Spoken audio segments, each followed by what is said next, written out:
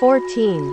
Zhu Daoyi of Dongshan Temple at Hukchu Hill during the Jin dynasty. Bo Daoyu Daobao. Zhu Daoyi was originally from a Lu family in Wu Prefecture. He joined the monastic order at a young age, and his character was honest and noble. Although he had a rich knowledge in Buddhism, he hid this intelligence and insight in daily practice, and it was known by no one. Only after a long association could one understand his uncommon qualities and power. Sima Shuan, the prince of Lengya, and his brother respected the master as their teacher. In the Taihe period, during the Jin dynasty, he came to the capital city, dwelt in Wagon Temple, and studied the Buddha Dharma under Zhu Fatai. A few years later, he had insightful understanding in the doctrines, and his lectures marveled the entire city. Zhu Fatai had a disciple named Tanyi, also uncommonly talented and elegant, that observed the precepts strictly. Their contemporaries called Tanyi the Big Yi and Daoyi the Little Yi. The lineage could succeed with virtue and fame, which was admired by the public and by Emperor Jianwen as well. After the deaths of Emperor Jianwen and Master Zhu Fatai, Zhu Daoyi left the capital and returned to his hometown, Wu to the east, and abided on Hukchu Hill. Those who followed his lectures in the capital pleaded for him to stay. However, they failed to change his mind. Then they requested for the prefect of Danyang to bring the master back to the capital. Zhu Daoyi told the prefect, "I have heard that the administrations would apply a great methodology to govern the country and to protect the people. Kind people who are indifferent of worldly affairs would then be able to pursue their aspirations." During the ages of Yao and Shun, society prospered. Nevertheless, they did not chase after hermits, asking them to give up their preference. If a vast nation wanted to subdue foreign ethnic groups, the government would wait instead of invading. The light of the Jin court illuminates remote areas, kindness covers the land under heaven, and the royal family reveres the Buddha Dharma, which makes Buddhism flourish in the Central Empire.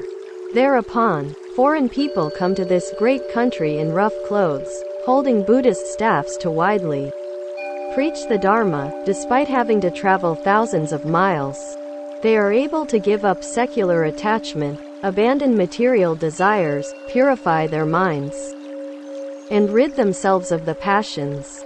For a long time, some practitioners with deep cultivation would hide their names but just deliver sentient beings. They would not stay in one location. From the east to the west, the transmission of the Dharma should be the critical matter to carry on. Although the daily works are puzzled by worldly affairs, those who have good eyes could identify the long-term missions. If you ask monastics to attach to a locale and register in a household manner, the itinerant monks can only admire the heyday of the Jin and will not perform actions. Those who voyage frequently will be gone.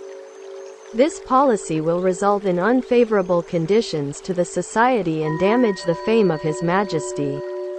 In addition, remote people do not know how to deal with the court. Hermits do not connect with the palaces. I hope you would inspect my fault of leaving the capital with consideration of the above before summoning people like me." His contemporary, Bo Daoyu, a monk at Mount Rue, who was originally from a Feng family in Shenayan, gained fame for his essays since the youth. He was honest in nature and fond of mountains and waters. His pursuit of a carefree life was presented in his poems. People commented that his words reflected a style similar to Zhuangzi. When the philosopher toured at Haoshang, Bo Daoyu once met Zhu Daoyi in a lecture. Later, the former wrote to the latter, "I live a carefree life and focus on reading Confucian classics and Buddhist sutras. When the external incurs poetic feelings, I write them down. I climb up to the hills to collect herbal medicine and take medicine to cure diseases. I enjoy this life very much." The only regret is that I cannot live together with your reverence. Therefore, I compose a poem to share with you. The mountains extend thousands of miles. Slender woods stand around the ferry quay. Clouds shade the remote hills. Wind blows hard on the hazel trees. The thatched cottage is empty, while roosters crow reminds of the attendee. Walk on the winding path at ease. Everywhere left firewood can be seen. I realize that after 100 generations, here still is a populace living in peace.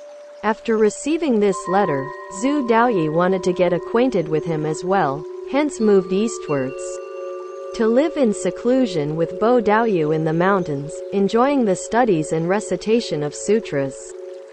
Shortly afterwards, Sima Wei, the prince of Langya, built Jiashang Temple in the west of the town and requested Zhu Daoyi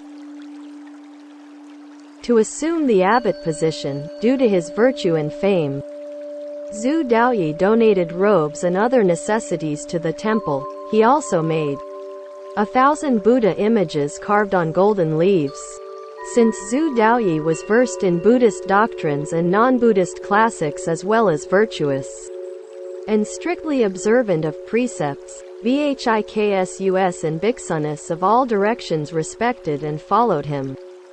He thus was known as the general rector of the 9 prefectures. 1 Later, when he visited Hukchu Hill, he unexpectedly fell ill during the Longan period and passed away at the age of 71.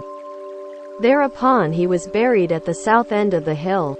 Sun Chuo made a eulogy for him, using vivid speech to spread the law of cause-effect. Master Zhu Daoyi was noble and profound. A garden in springtime, fragrant and beloved, all should thank the efforts of the gardener. Daobao, the disciple of Zhu Daoyi, was from a Zhang family in Wu Prefecture. He was intelligent, eloquent, and good at Dharma talks. Zhang Pengzu and Wang Shuyan established a deep friendship with him.